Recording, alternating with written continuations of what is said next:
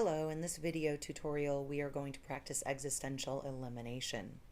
We can see that of our two premises, one is a sentence bound by the existential quantifier, and our strategy is this.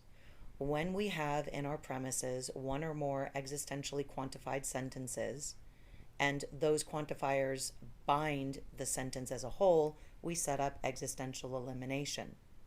So line 2 says something is A but not C. We are going to assume that A is A but not C. From there, we are going to work toward inferring our argument's conclusion. Now, remember, you can conclude almost anything you want from existential elimination, but whatever it is that you conclude, whatever is the last step of that subproof is what you assert immediately outside of that subproof. Since you want existential B, it just makes the most sense to end your subproof with existential B and then cite lines 2 and the subproof sequence that starts at line 3 and say, from the elimination of the existential at line 2, we proved our conclusion. All right, once you've set up your structure, that is the framework for your proof, you're in a position to start, in this case, peeling off or eliminating the universal at line 1. Here's how we're going to do that. We are going to eliminate the universal, eliminate any irrelevant parentheses, and then we are going to instantiate the variable. That is, we're going to offer an instance of the variable, the name A. Notice that line 4 is governed by a conditional. In order to break line 4 apart, you need to affirm the left side of that conditional. Fortunately, line 3 has the left side of that conditional.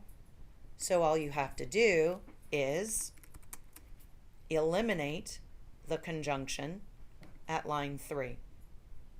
Once you do that, you can pull down the right side of the conditional at line 4. So notice line 6 is derived from lines 4 and 5, and the rule is conditional elimination. Once you derive this disjunction at line 6, you should immediately think disjunction elimination.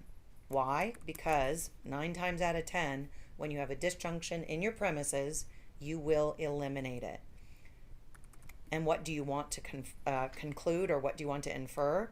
You want to infer the conclusion of the argument. Again, it doesn't really matter what you infer from each of the disjuncts, as long as it's the same sentence, and once you get out of the subproof sequence, you cite the relevant lines. In this case, line 6 starts the sequence, and then 7 and 10 start the 2 successive elimination subproofs. All right, let's fill things in. If A is a B, it follows that something is a B. So we only need one inference from line 7 to 8 to achieve part of the goal of the disjunction elimination that we started at line 7. At line 9, we see that A is a C.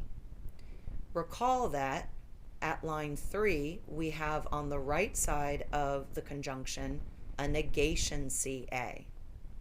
If we pull that negation down, we generate a contradiction, and after a contradiction, anything follows. So let's go ahead and fill in what we've got. 2 premises, assume existential elimination, eliminate the universal at line 4 from line 1,